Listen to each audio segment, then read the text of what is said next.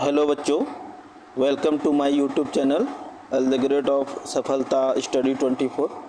मैं अगली क्लास में आपको परमेय संख्या का समृद्ध पढ़ा चुका हूं और उसमें फिर natural number, whole number, integer, rational number, ये सब मतलब पढ़ा चुका हूं। एक तरह से इंट्रोडक्शन दे चुका हूं कि ये सब किस तरह हम सबको पहचाने की कौन सा नंबर है। समृद्ध का चारों फार्मूला मैंने बता दिया था कि प्लस में क्या है कि नहीं है, माइनस में है कि नहीं है, फिर मल्टीप्लाई में है कि नहीं है, डिवाइड में है कि नहीं। आज हम उसका एक अलग रूप में बताने जा रहा हूँ, क्रम विनिमयता। तो आज का चैप्टर है क्रम विनिमयता, पहला चैप्टर। तो मैं क्रम विनिमयता के बारे में बताना चाह रहा हूँ।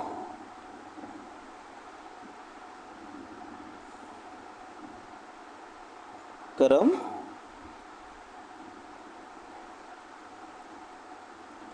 इसका एक फार्मूला होता है, फार्मूला आप लोग लिख लीजिएगा। फार्मूला है इसका a plus B equal to B plus A. ये योग का है, ये प्लस का है, और माइनस में अंतर में रहता है a माइनस बी बराबर b माइनस ए, और गुणक में होता है a into B equal to b into A, और फिर भाग में होता है a divide b equal to b divide a। तो मैंने आपको यहाँ तक बता दिया।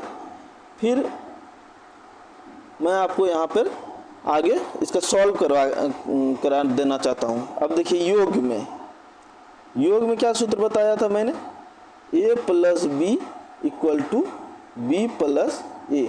मतलब कि ये दोनों बराबर हो रहा है कि नहीं हो रहा। मान लीजिए a बराबर मैंने ले लिया 2, अब b बराबर ले लिया 3। ये कौन संख्या में लिया? होल नंबर पे लिया, होल नंबर पे मैंने लिया इसको। फिर देखिएगा, अगर a को हम 2, b को हम 3 रख लिए, अब b को फिर हमें 3 और a को 2 रख लिए, तो देखिए यहाँ पे ये दोनों का जोड़ कितना हो जाएगा? 5, और b प्लस 2 कितना हो जाएगा? 5। मतलब ये दोनों इक्वल है। मतलब ये सिद्ध कर रहा है, हाँ, योग में ये सिद्ध कर रहा है कि ये क्रम विनिमयता है। अब हम देख रहे हैं कि माइनस में हो रहा है कि नहीं, अंतर में ये क्रम विनिमयता को प्रूव कर पा रहा है कि नहीं। तो अंतर में मैंने क्या सूत्र बताया था? अंतर में मैंने क्या सूत्र बताया था आपको? अंतर में ये सूत्र बताया था कि a minus B equal to B minus A. मान लीजिए फिर a को मैंने 2 ले लिया, फिर माइनस 3 कर दिया, और b को मैंने 3 ले लिया और माइनस 2 कर दिया। तो यहाँ देखिए माइनस 1 इक्वल टू 1। मतलब यहाँ पर ये प्रूव नहीं कर पा रहा है अंतर में ये विनिमयता है, क्रम विनिमयता है। मतलब यहाँ पर अंतर में क्या हो जाएगा? नहीं, यह प्रूव नहीं कर पा रहा है कि ये क्रम विनिमयता है। अब हम इसी को गुणा में देख लेते हैं, मतलब मल्टीप्लाई में देख लेते हैं कि ये प्रूव कर पा रहा है कि नहीं। तो फिर मैंने आपको गुणक का क्या सूत्र बताया था? तो गुणक का सूत्र बताया था a into B equal to B into A. अब देखिए यहाँ पे a का मान मैंने 2 ले लिया, b का मान मैंने 3 ले लिया। कोई भी मान लीजिए, आंसर एक ही आएगा। मतलब ऐसा नहीं कि 1 2 आसान है तो ये ले लिए, 11 12 भी ले सकते हैं, 99 98 भी ले सकते हैं, 99 50 भी ले सकते हैं। अंतर मतलब जो कि प्लस में 2 और 3 में प्रूव हो रहा है वो 99 50 में भी वही होगा। यहाँ पर देख लीजिए, दोनों का डिवाइड किया कितना आ गया, दोनों को मल्टीप्लाई कितना हो गया? 6, और यहाँ पे दोनों को मल्टीप्लाई कर दिए तो 6। देखिए यहाँ पर हाँ है, दोनों का क्रम विनिमयता को ये सिद्ध कर रहा है कि a into B equal to B into A है। अब हम देखना चाह रहे हैं कि भाग में सिद्ध कर पा रहा है कि नहीं, भाग में सिद्ध कर पा रहा है कि नहीं। तो भाग का मैंने क्या सूत्र बताया था आपको? तो a भागा b इक्वल टू b भागा a। ये तो मैंने बताया था। तो मान लीजिए 2 भागा 3 बराबर 3 भागा 2, तो बताइए ये दोनों इक्वल हुआ? कभी नहीं, ये तो इक्वल हुआ ही नहीं। तो भाग में क्या हो रहा है, पूर्ण संख्या भाग में क्रम विनिमयता नहीं है, ठीक ना। अब इसी तरह आप आगे भी देख सकते हैं, और मैं बता भी दूंगा अभी आपको कि ये सब, जैसे कि अभी इंटीजर में देखेंगे, पूर्णांक में देख रहे हैं, पूर्णांक में देखते हैं। पूर्णांक क्या है, पूर्णांक आपको पढ़ाए थे 0 से जितना भी -1 -2 -3 है, +1 2 3, जितना भी ये सब क्या है, पूर्णांक का नंबर है, ठीक ना। तो मैंने आपको दिखा रहा हूँ, मान लीजिए कि a बराबर यहाँ पे -2 ले लिया, क्या ले लिया, a बराबर -2 ले लिया, अब b बराबर 2 ले लिया। चलिए a + b = b + a, देख रहे हैं इसमें ये पूर्णांक में प्रूव कर पा रहा है कि नहीं, -2 + 2 0 हो गया। अब देखिए b 2 + -2 बराबर 0, देखिए यहाँ पर क्या, हाँ यह प्रूव कर रहा है कि क्रम विनिमयता ये है, पूर्णांक का योग जो है वो क्रम विनिमयता को सिद्ध कर पा रहा है। अब हम अंतर में देख लेते हैं, कि अंतर में ये प्रूव कर पा रहा है कि नहीं। तो अंतर का मैंने क्या सूत्र बताया था आपको, a - b = b - a, ठीक ना। तो a मैंने कितना लिया था, -2 लिया था, b मैंने कितना ले लिया था, 2 ले लिया था। a -2 b, तो माइनस क्या होता है, प्लस हो जाता है, तो 2 2 कितना हो गया, यहाँ 4 हो गया। और यहाँ पर b का मान 2 ले लिए माइनस, और फिर जाके मैंने -2 ले लिया यहाँ पे, तो यहाँ पर क्या हो गया, यहाँ पर अभी -4 हो गया। मतलब ये क्या हो जा रहा है ना, प्रूफ कर पा रहा है, बशर्ते यहाँ सब जितने भी अंक है उसमें प्रूव नहीं कर पाएगा। हम एक अलग नंबर ले लेते हैं, जैसे कि a बराबर -3 ले लेते हैं, अब b बराबर 2 ले लेते हैं, तो यहाँ देखिएगा प्रूव नहीं कर पाएगा। यहाँ पे 2 प्लस प्लस हो गया 3, ये सब हो जाता है। लेकिन अगर हम a बराबर 3 ले लिए, माइनस में नहीं लिए, और b बराबर 2 ले लिए, तो हम ये प्रूव नहीं कर पाएगा। देखिएगा ये कि 3 - 2 = 2 - 3, बताइए ये प्रूव होगा, 1 बराबर -1 हो गया। मतलब ये सब चीज़ में प्रूव नहीं कर पाएगा, ठीक ना।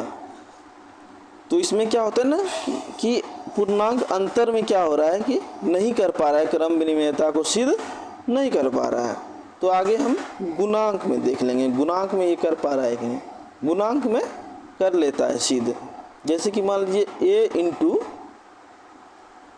= b × a, कुछ भी नंबर ले लीजिए, 2 4 ले लीजिए या -2 4 ले लीजिए, तो वो 8 ही आएगा, इधर भी 8 ही आएगा। ये प्रूफ कर पा रहा है। अब भागा में देख लेते हैं कि भागा में कर पा रहा है कि नहीं।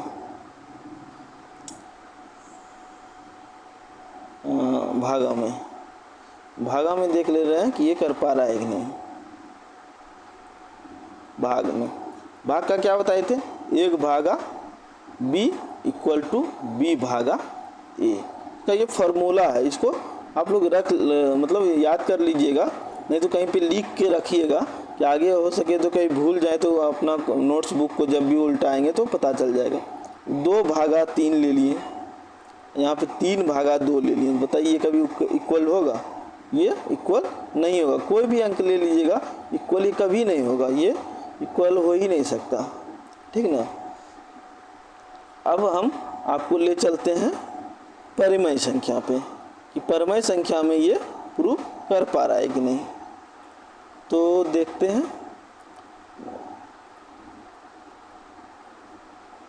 परिमेय संख्या ले लिए। अब देखिए 5/6 ले लिए और एक 9/10 ले लिए, मतलब a बराबर 5/6 और b बराबर 9/10। इसी से हम प्लस माइनस डिवाइड और मल्टीप्लाई और डिवाइड पे हम प्रूव करके दिखाएंगे कि हो पा रहा है कि नहीं। जैसे मान लीजिए सूत्र तो यही है, ए प्लस बी बराबर बी प्लस ए।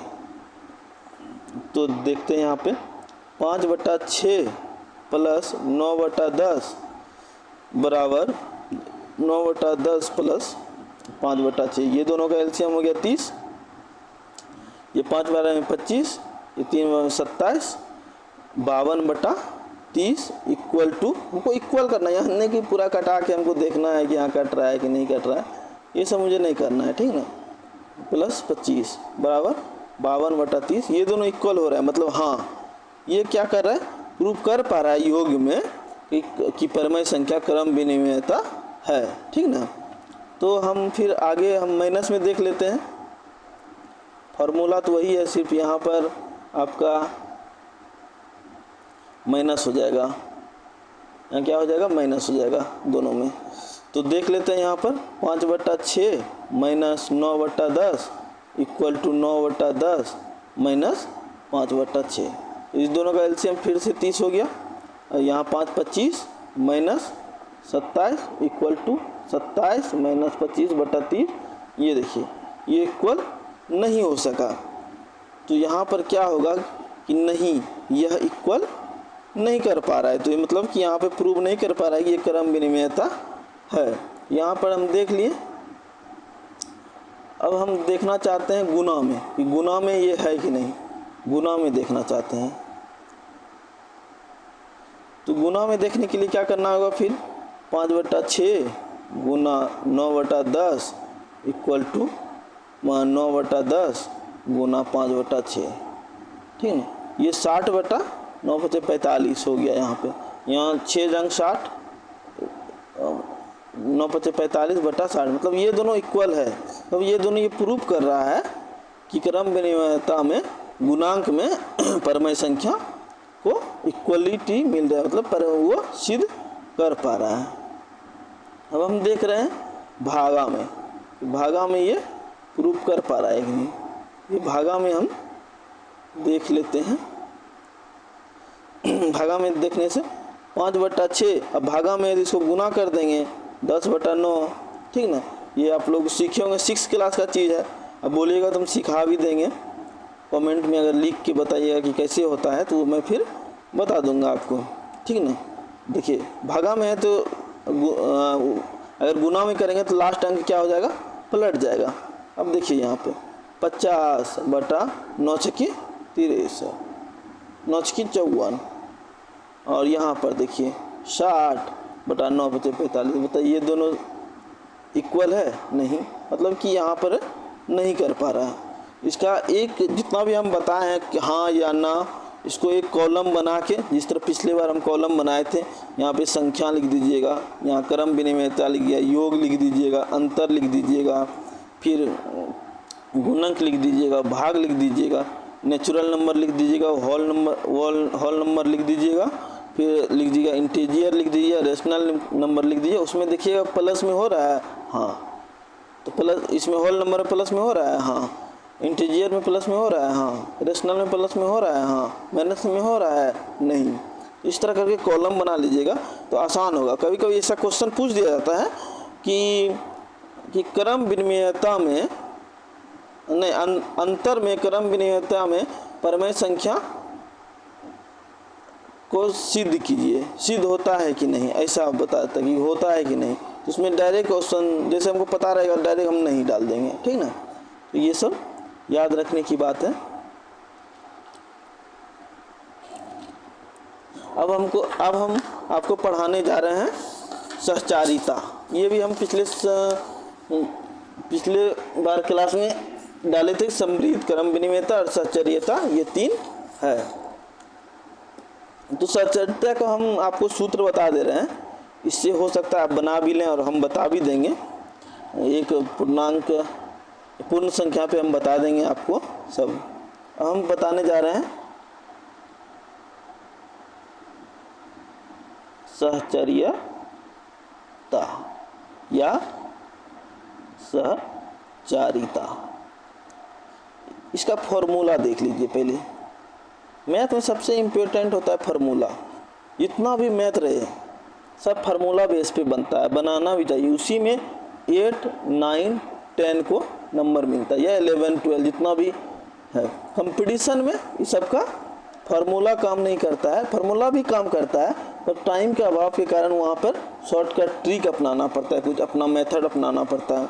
इसका एक फार्मूला होता है यहाँ पे a प्लस बी प्लस सी, ये योग में है, ठीक है, योग में, योग का फार्मूला है equal to a plus B plus C. योग में हो, योग का ये सूत्र हो गया। अब अंतर का सूत्र देख लीजिए क्या होगा, a minus B minus C equal to a minus B minus C. अब गुणक का देख लीजिए, गुणक का सूत्र a into B into C equal to a into B into C. अब भाग का देख लीजिए, भाग का देख लीजिए, a भागा b भागा c इक्वल टू a भागा b भागा c। ये इसका फार्मूला हो गया, ठीक ना। अब इसी पे बनेगा पूर्ण संख्या का मान, जितना भी पूर्ण संख्या यहाँ पे बैठा देंगे, 2 प्लस 3 प्लस 4, फिर जाके यहाँ पे बैठा देंगे 2 प्लस 3 प्लस 4, तो यहाँ पे हो जाएगा 7 2 9, 9 इक्वल टू 9। इसी तरह क्या होगा, पूर्ण को बैठा लेंगे, फिर पूर्णांक को बैठा लेंगे, फिर इंटीजर को बैठा लेंगे, जिसको इंटीजर पूर्णांक हो गया, पूर्ण को बैठा देंगे, प्राकृत संख्या को बैठा लेंगे, फिर जाके यहाँ पे परमेय संख्या को बैठा देंगे, रेशनल नंबर को बैठा लेंगे और इसका मतलब निकाल देंगे आंसर क्या होता है। अब जैसे कि मान लीजिए आपको क्वेश्चन पूछ दिया जाएगा कि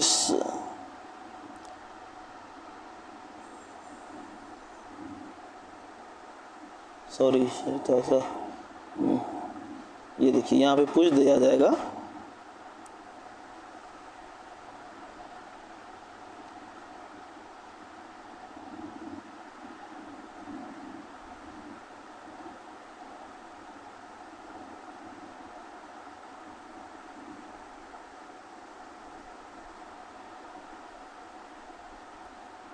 इसमें क्या कीजिएगा, मान लीजिए मुझे सूत्र ही नहीं पता रहेगा तो हम क्या करेंगे इसमें। तो इसमें क्या करना है, गुणक में निकालना है। पहले 2/3 बाहर कर लेंगे, गुना 3/4 गुना 4/5, फिर यहाँ क्या करना है 2/3 गुना 3/4 गुना 4/5, 4 से 4 कट गया यहाँ पे, तो 2/3 गुना 3/5, 3 से 3 कट गया 2/5 इक्वल टू, यहाँ 3 से 3 कट गया 2/4 गुना 4/5, 2/5 इसका आंसर हो जाएगा। और ये प्रूव भी कर रहा है, ठीक ना। यहाँ पर आपको यहाँ पर मतलब मैंने बता दिया गया है, सूत्र मेन होता है फार्मूला। फार्मूला जब जान गए तो आपको कोई चीज़ की परेशानी नहीं होगी।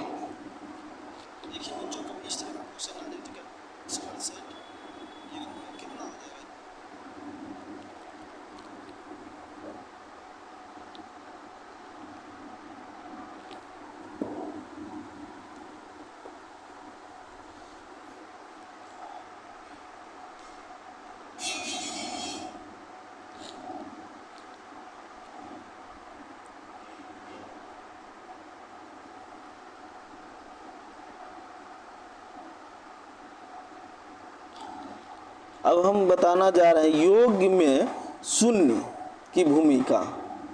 योग में क्या, शून्य की क्या भूमिका है योग में।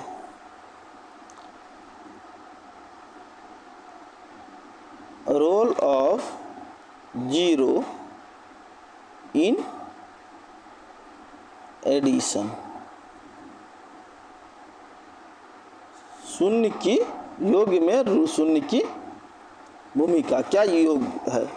मान लीजिए इसका सूत्र होता है a प्लस 0 बराबर 0 प्लस a बराबर a होना चाहिए, b प्लस 0 बराबर 0 प्लस b बराबर b होना चाहिए, c प्लस 0 0 प्लस c बराबर c होना चाहिए, ठीक ना।